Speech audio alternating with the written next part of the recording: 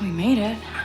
Welcome, Star Wars fans. It's your boy, Zach M. Rutledge here, and today we're diving into the highly anticipated demo of Ubisoft's latest adventure, Star Wars Outlaws. This game promises to take us deep into the underworld of the Star Wars galaxy, and we got an exclusive first look at the game that drops August 30th. Now, don't forget, do all the YouTube things, hit those like buttons, hit those subscribe buttons, and please leave a comment below about what your favorite part of the game or what you're looking forward to most about this new epic adventure in the Star Wars universe. All right, move along. This isn't a Jedi game. Star Wars Outlaws invites us to explore the galaxy as never before. Let's jump right in and see what this demo has in store. Huge thanks to Ubisoft for allowing me an early opportunity to play this game. Now, I only got about 3 hours and about 40 minutes to play, and I can tell you from my perspective anyway, this was not nearly enough time for such a massive game. We begin our journey with Kay Vess, a bold scoundrel making her way through the Outer Rim. The demo starts in a vibrant spaceport filled with diverse array of aliens and smugglers and droids. Attention to detail is incredible, from the holographic advertisements to the ambient chatter in various languages. I mean, I could literally walk up and just listen to people have serious conversations about what's going on in the galaxy for hours. I even stumbled upon arcade games that you could just literally play. They were all different, and yeah, that's going to consume my life. Now, I was just kind of thrown into the story to start the demo, so I don't really know how or why we're doing the things that we're doing. And I'm guessing there'll be more of a tutorial-style learning curve early on. But the game did a good job of hand-holding pretty much throughout the demo, so even, you know, a potato player like me could get right into it and figure out all of the things going on, from the combat system to the way to use your companion Nix, all of that fun stuff. We're thrown right into the action with a gunfight, thrilling speeder chase. Oh my gosh, the speeder controls are tight. The sense of speed is exhilarating. And this potato quickly found that operating that speeder would take some getting used to. You don't have to just traverse the road. It really is an open world feel, open world design. You could just kind of go off and take your own path, you know, discover little hidden pockets of fun going on and around the world. Now, in Star Wars Outlaws, your choices matter. Kay has to negotiate deals with various characters to help raise your ranks with the different syndicates. Every decision you make can have a far-reaching consequence, and you find yourself in this choose-your-own-adventure style, really questioning what type of player you want to be, what type of character do you want to be, and that's really going to open up the idea for replayability once you get through the overall story campaign. The combat in Star Wars Outlaws is crazy. Kay has an array of weapons and gadgets at her disposal, but nothing is more fun than the use of your companion Nix. You can use that adorable little creature to distract, attack, activate things, and even fetch items that are out of reach. I need my own Nix plushie like immediately, like yesterday. What is it about Star Wars and their ability to create adorable sidekicks? It's just the thing that they just have a knack for. Star Wars Outlaws offers a vast open world experience, from bustling cities to remote wilderness. The game world is brimming with life and stories waiting to be discovered.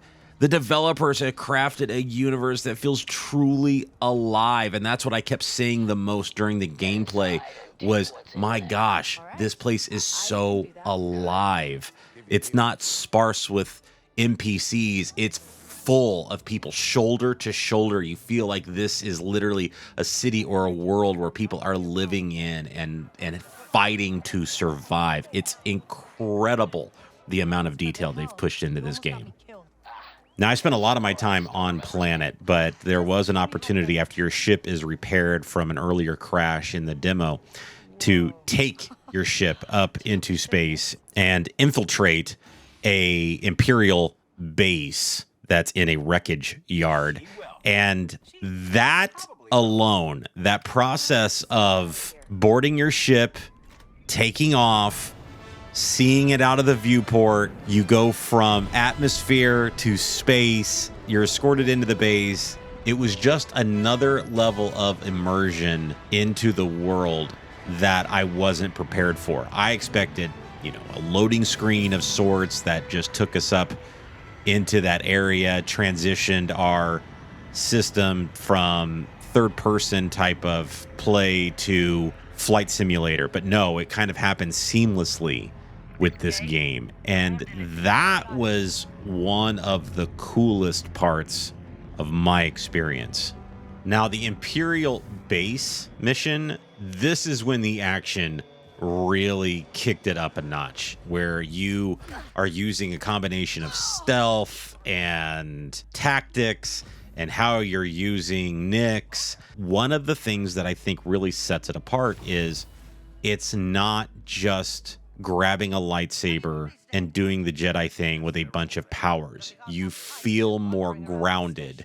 You feel what it's like, or what it must have been like for some of our heroes throughout these stories that didn't have these magical force powers that the Jedi had. It's just a fascinating change of your typical dynamic with Star Wars style games, and I am here for it. Most importantly with this game, though, it's your story, and that's the big point that I think Ubisoft wants to push here, is that you can play this game and the scenarios in so many different ways. My demoist just kept commenting several times throughout my gameplay that they didn't think to take the approach that I took during their testing when they were testing the game on their end. That just shows the possibilities of what you can do with this game. You can use stealth, or you can go in guns a-blazing. It's your choice. Everything is your choice. It's very immersive that way. Now, they offered up 2 different styles of missions. I only had the time to play one, mainly because I like to slow play my games. And this is a game that I do feel like a lot of people will get the most enjoyment out of slow playing. Immerse yourself in the world, really experience everything. But at the end, I felt compelled to rush back to this sabacc table that I found early on in my demo. I had ranked up enough credits, and it's a game us Star Wars nerds love, we know, and the opportunity to sit down at a table and play this with other characters just needed to happen. I didn't even care about the other main part. The demoist was shocked that I wanted to kill more of my time to sit down and play a mini game instead of continuing on with some of the main story points. But this was, again, my experience, my story, my choice. Catching the theme here? So I ran back, scrambled over to the sabacc table for a quick round, and I can already tell you, I'm going to become obsessed with that card game. And that's just a taste of what Star Wars Outlaws has to offer.